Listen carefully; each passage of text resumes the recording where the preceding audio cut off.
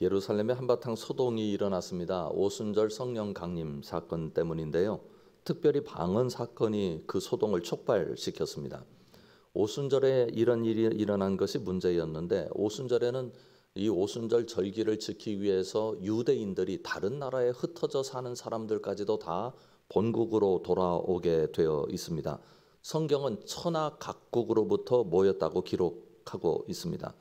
여러 나라에서 모였는데, 문제는 예수님의 제자들이 말이 이상했던 것입니다. 제자들은 갈릴리 사람들입니다. 갈릴리 사람들이라고 성경이 표현하는 이유가 있어요. 갈릴리 사람들의 말에 두 가지 특징이 있거든요. 하나는 후두음을 굉장히 격하게 사용합니다. 두 번째로는 일부 음절은 생략해서 발음합니다. 제가 처음 서울에 중학교 1학년 때 올라왔는데요. 제가 제일 먼저 놀란 것은 제 이름을 부르는 것이었어요. 조주희라고 부르더라고요. 그래서 저는 친구들한테 조주희가 아니고 조주희다 이렇게 얘기했습니다. 그러면 아이들이 쿡쿡대고 웃습니다. 되게 기분 나빴습니다. 왜냐하면 가령 같은 자음 의가 있지 않습니까? 그 의를 발음할 때 의를 이로 생략해서 발음하진 않거든요. 서울의 사대문 그러지 서울이 사대문 하지 않죠. 요주의 하지 요주이 하지 않습니다. 같은 의라고 하는 발음을 어느 때는 정확하게 해주는데 왜 제 이름만 희라고 발음하는가? 분명히 희자는 따로 있는 건데 그런 생각이 들었어요. 그런데 제가 희라고 발음하면 안 된다고 주장하면 주장할수록 저만 우스워지는 겁니다. 말하자면 그 지방에 독특성이 있는 거죠. 갈릴리 사람들이 그랬습니다. 그래서 갈릴리 사람들이 예루살렘 오면 이 사람들이 어디서 왔는지 다 표시가 나는 거예요. 사투리가 워낙 심하니까요. 그래서 촌뜨기라는 말을 들었습니다. 그런데 그런 사람들이 배운 것도 없는 사람들 같은데 그런 발음을 가지고 말하는 사람들인데 그들이 하는 이야기가 천하 각국에서 온 사람들의 귀에 들리는 겁니다. 그 사람들은 히브리어를 모르는 사람들입니다. 그 지역에 있는 방언을 가지고 사는 사람들인데 그 귀에 들리게 되었습니다. 성경은 이렇게 기록합니다. 8절 이하의 말씀인데요. 우리 각 사람이 난 곳 방언으로 듣게 되는 것이 어찌 됨이냐. 우리는 바데인과 메데인과 엘람인과 또 메소포타미아, 유대와 갑바도기아, 본도 아시아, 부르기아와 밤빌리아, 애굽과 및 구레네에 가까운 리비아 여러 지방에 사는 사람들과 로마로부터 온 나그네 곧 유대인과 유대교에 들어온 사람들과 그레데인과 아라비아인들이라 우리가 다 우리의 각 언어로 하나님의 큰 일을 말함을 듣는도다 하고 다 놀라며 당황하여 서로 이르되 이 어찌 된 일이냐 하며. 그래서 베드로가 이 현상에 대해서 이제 설명하기 시작합니다. 베드로의 이 현상에 대한 설명이 베드로의 첫 번째 설교였습니다. 요지는 이것입니다. 지금 이것이 새롭게 일어난 일이긴 하지만 전혀 예측 못했던 일이 아니라고 말씀합니다. 구약에서 이미 예언되어 있고 그리고 우리가 그 예언의 성취의 현장에 있다고 설명합니다. 요엘서 2장 28절 이하를 이렇게 인용하죠. 사도행전 2장 17절 이하에서 이렇게 기록하고 있습니다. 하나님의 말씀하시기를 말세에 내가 내 영을 모든 육체에게 부어주리니 너희 자녀들은 예언할 것이요 너희의 젊은이들은 환상을 보고 너희의 늙은이들은 꿈을 꾸리라. 그때 내가 내 영을 내 남종과 여종들에게 부어주리니 그들이 예언할 것이요 또 내가 위로 하늘에서는 기사를 아래로 땅에서는 징조를 베풀리니 곧 피와 불과 연기로다. 주의 크고 영화로운 날이 이르기 전에 해가 변하여 어두워지고 달이 변하여 피가 되리라. 누구든지 주의 이름을 부르는 자는 구원을 받으리라 하였느니라. 지금 이 일이 여러분에게 일어나고 있습니다. 그렇게 강조하는 거죠. 그런데 문제는 여기서 말하는 주가 누구냐 하는 것입니다. 베드로가 말하고 구약이 예언하고 있는 주는 누구인가? 우린 다 압니다. 그런데 그 회중들에게, 그 군중들에게 그분이 예수님이다 선포할 때 그들의 마음은 몹시 혼란스러웠습니다. 왜냐하면 모든 군중을 패닉 상태로 몰아가는 폭탄 선언이었는데 거기에 있는 사람들이 예수님을 죽이는데 직간접적으로 가담했던 사람들이었기 때문입니다. 유대교가 예수님을 죽였습니다. 근데 그 예수님이 누구라고요? 주님이라고요. 유대교가 주님을 죽인 일이 일어난 것입니다. 하나님을 믿는 백성들이 하나님의 아들을 죽였습니다. 있을 수도 없는 일이고 일어나서는 안 되는 일이었습니다. 베드로는 촌철살인 메시지를 이렇게 선포합니다. 2장 22절 이하를 보십시오. 너희도 아는 바와 같이 하나님께서 나사렛 예수로 큰 권능과 기사와 표적을 너희 가운데서 베푸사 너희 앞에서 그를 증언하셨느니라. 그리고 23절에서는 너희가 법 없는 자들의 손을 빌려 못 박아 죽였으나 이렇게 말씀합니다. 여기서 나타나는 충격은 두 가지입니다. 첫 번째로는 하나님이 예수님이 주님이시란 사실을 직접 친히 이스라엘 백성들에게 설득력 있게 증거하셨다는 겁니다. 다 자료가 있다는 겁니다. 하나님이 예수님을 하나님의 아들로 열심히 증거하셨습니다. 권능을 보여주셨습니다. 기사를 보여주셨습니다. 표적을 보여주셨습니다.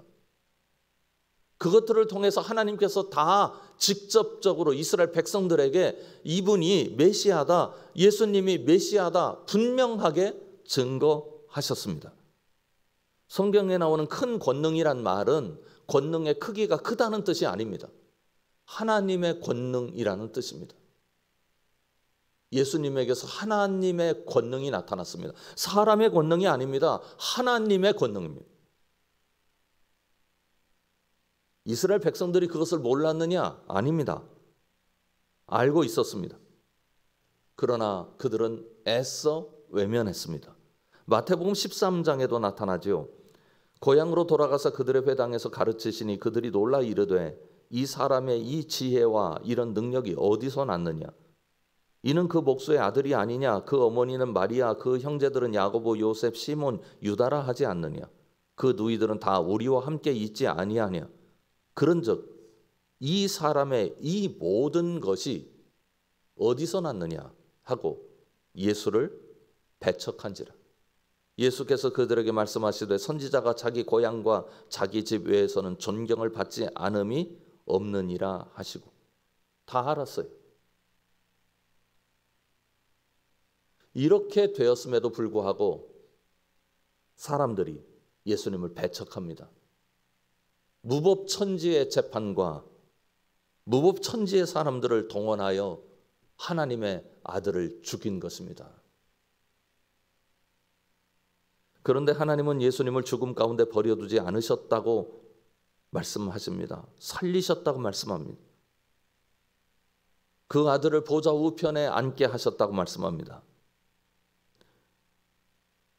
우리가 증인이라고 베드로와 제자들이 그들을 바라보며 말씀합니다. 그런데 그 이유가 그것을 듣는 사람들에게 매우 충격적이었습니다. 두 가지 면에서 그런데요. 사도행전 2장 36절을 보십시오. 그런즉 이스라엘 온 집은 확실히 알지니 너희가 십자가에 못 박은 이 예수를 하나님이 주와 그리스도가 되게 하셨느니라 하니라. 베드로가 강조합니다. 여러분들 확실하게 해둡시다. 두 가지를 확실하게 해둡시다. 하나는 여러분들이 죽인 그 예수님이 주입니다.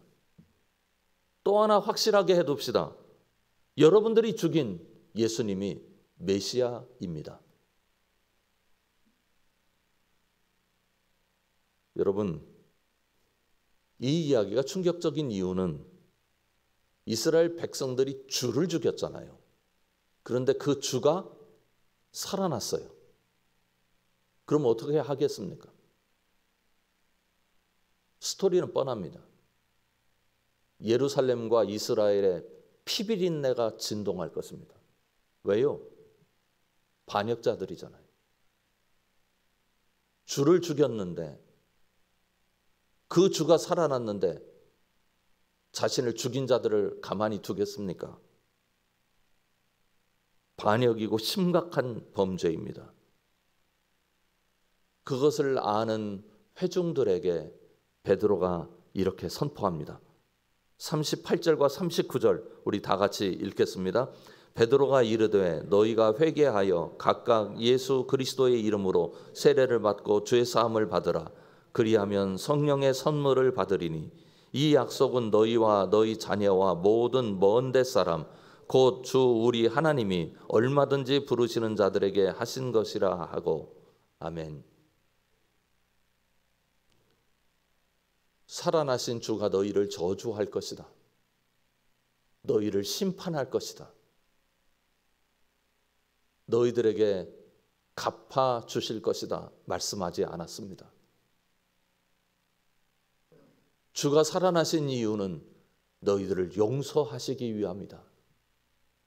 주가 살아나신 이유는 너희들을 살리기 위함이다. 주가 살아나신 이유는 너희들을 참 백성 삼으시기 위함이다.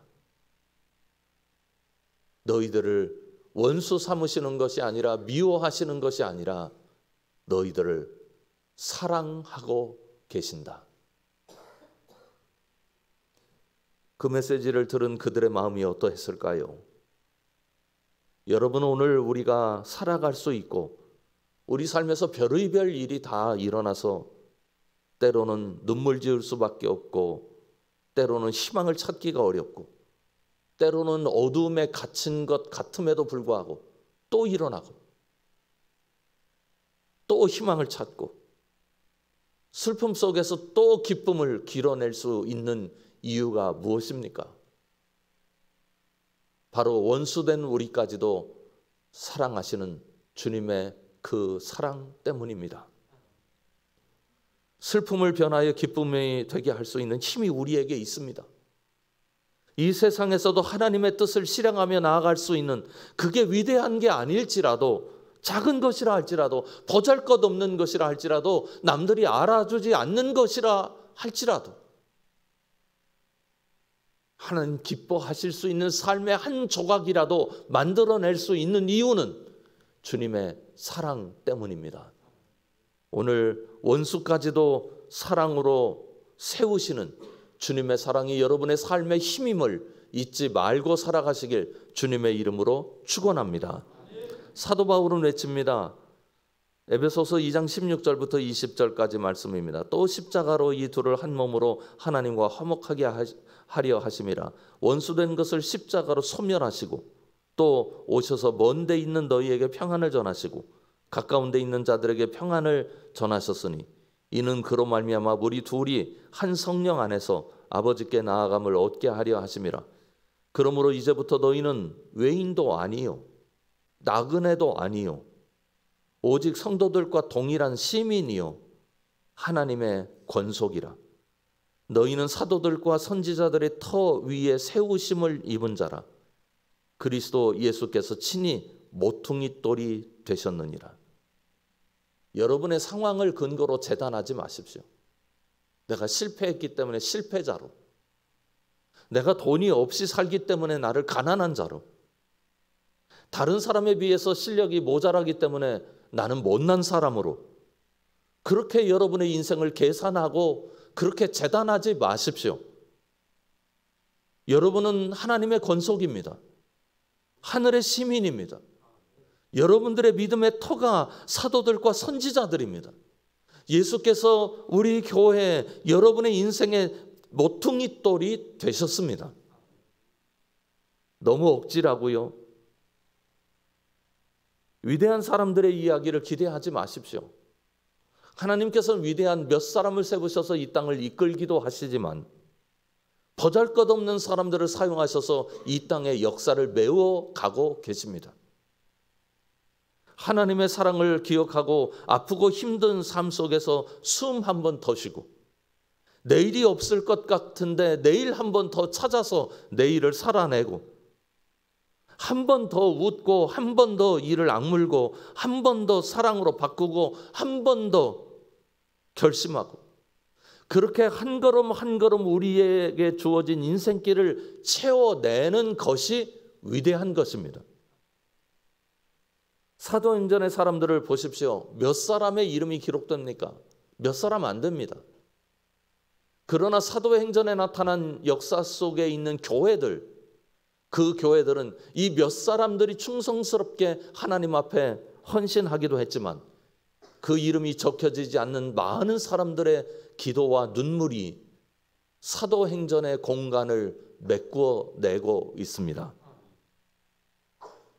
사랑하는 성암 식구 여러분, 오늘 우리가 주님을 위하여 목숨을 건 적도 없고 복음 전파를 위하여 우리 인생 전체를 불사르지도 않았지만 오늘 주님 앞에 드린 기도, 우리 주님 앞에 드린 예배, 그리고 주님의 뜻대로 살려고 했던 이 발버둥 하나가 주님의 역사가 이 땅에 이어지게 만드는 주님의 사랑의 역사의 재료입니다. 보셨던 사도행전 2장 38절과 39절을 세번역 성경으로 보십시오. 베드로가 대답하였다. 회개하십시오. 그리고 여러분 각 사람은 예수 그리스도의 이름으로 세례를 받고 죄의 용서를 받으십시오. 그리하면 성령을 선물로 받을 것입니다. 이 약속은 여러분과 여러분의 자녀와 또 멀리 떨어져 있는 모든 사람, 곧 우리 주 하나님께서 부르시는 모든 사람에게 주신 것입니다. 여러분, 이 여러분이라 일컫는 이 대상은 그저 뛰어난 사람들이 아닙니다. 그저 평범하게 우리가 길거리를 걸으면서 마주할 수 있는 동네의 사람들입니다. 이 사람들이 교회를 지켜냈고 복음의 수호자가 되었습니다. 약자들의 논리라고요? 아닙니다. 누가 강합니까? 사랑을 아는 사람이 강합니다. 이 세상을 살만한 세상으로 바꾸는 사람들은 많이 배운 사람들, 용기 있는 사람들이 아니었습니다. 이 땅을 지극히 사랑한 사람들입니다. 진정한 용기는 오직 사랑으로부터만 나오기 때문입니다.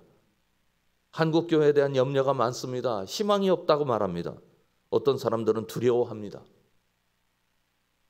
희망이 없다고 말하는 사람들, 두려워하는 사람들, 한국 교회가 이렇게 되어서는 안 되겠다고 하는 염려가 있기는 합니다만 그 사람들이 교회를 일으키는 게 아닙니다. 잘난 사람이 없어서 교회가 이렇게 되었습니까? 아닙니다. 진정한 사랑이 없기 때문입니다. 한국 교회도 우리 교회에도 소망이 있다면 그 소망은 하나님을 사랑하는 사람들이 있기 때문입니다. 그래서 그 사람들이 어떻게 고백합니까? 사도행전 2장 37절은 이렇게 말씀합니다. 그들이 이 말을 듣고 마음에 찔려 베드로와 사도들에게 물어 이르되 형제들아 우리가 어찌할꼬 하거늘.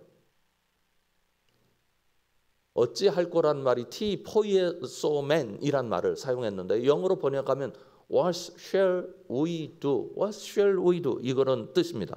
이 shall이란 말 중고등학교 때 많이 배웠잖아요. 의지가 들어있는 미래형 조동사입니다. 큰일 났다. 우리 다 죽게 됐다. 우리가 주인을 죽였는데 그 주인이 다시 살아났다. 그러니 우리 이제 희망이 없다. 그런 뜻이 아닙니다. 그들이 어떻게 반응합니까? 우리 무엇을 하면 좋겠습니까? 당신이 원하시면 우리가 무엇이든지 하겠습니다. 우리 할 테니까 무엇을 해야 하는지 알려주십시오 하는 의미입니다. 우리가 주님을 향한 마음이 그래야 합니다. 우리가 벌 받을까 봐 두려워하는 마음 갖는 것 주님께서 원하시는 마음이 아닙니다. 주님 앞에 실수할까 봐서 주님께서 원하시는 일들을 하지 못하고 뒤로 물러서거나 쭈삣대는 것 주님께서 원하시는 게 아닙니다.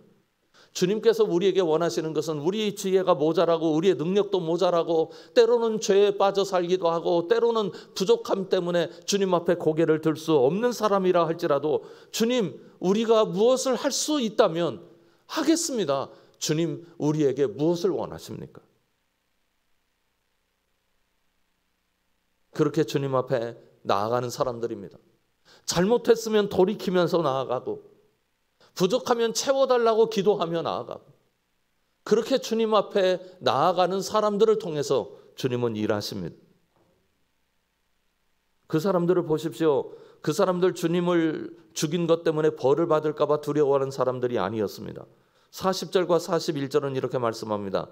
또 여러 말로 확증하며 권하여 이르되 너희가 이 패역한 세대에서 구원을 받으라 하니 그 말을 받은 사람들은 세례를 받음에 이날에 신도의 수가 3,000이나 더하더라.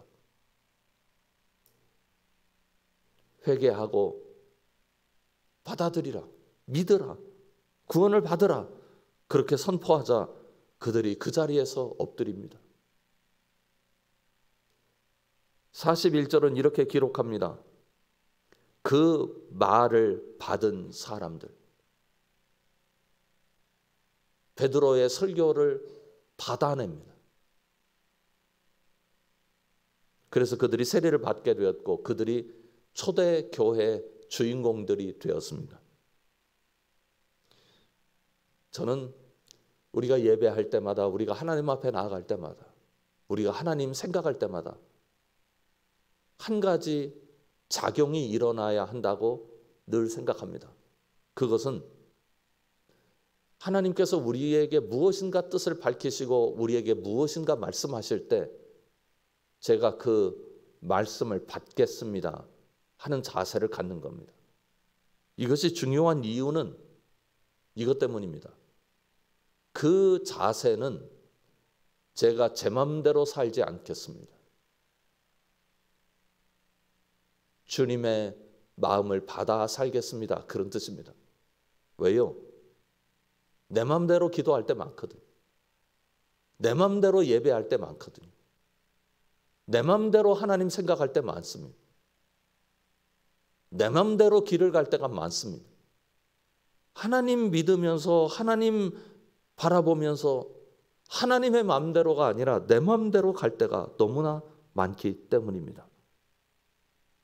우리가 예수님을 주님으로 부르는 사람들이라면 자기 마음대로 하는 사람이 아니라 주님의 의중을 믿는 사람들, 그것을 받아들여 사는 사람들이라고 생각할 수 있어야 합니다. 그들이 그렇게 주님의 말을 받아들이고 주님의 뜻을 받아들여서 공동체가 세워졌습니다. 42절입니다. 그들이 사도의 가르침을 받았지요. 서로 교제하고 떡을 떼며 오로지 기도하기를 힘쓰니라. 받아서 교제하고, 받아서 기도하고, 받아서 떡을 뗐습니다. 그래서 어떤 공동체가 생겼습니까? 여러분들 잘 아시잖아요. 2장 45절부터 47절까지 말씀입니다. 또 재산과 소유를 팔아 각 사람의 필요를 따라 나눠주며 날마다 마음을 같이하여 성전에 모이기를 힘쓰고 집에서 떡을 떼며 기쁨과 순전한 마음으로 음식을 먹고 하나님을 찬미하며 또 온 백성에게 칭송을 받으니 주께서 구원받는 사람을 날마다 더하게 하시느니라. 이 사람들 어떤 사람들이었어요? 예수님을 반대하던 사람들이었습니다. 예수님을 죽이는데 직간접으로 참여했던 사람들입니다. 그런데 이 사람들이 이렇게 달라져요. 받으니까 달라지는 거예요.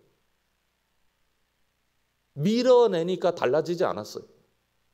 밀어낼 때도 이들이 하나님을 믿지 않는다고 생각을 했습니까? 아닙니다.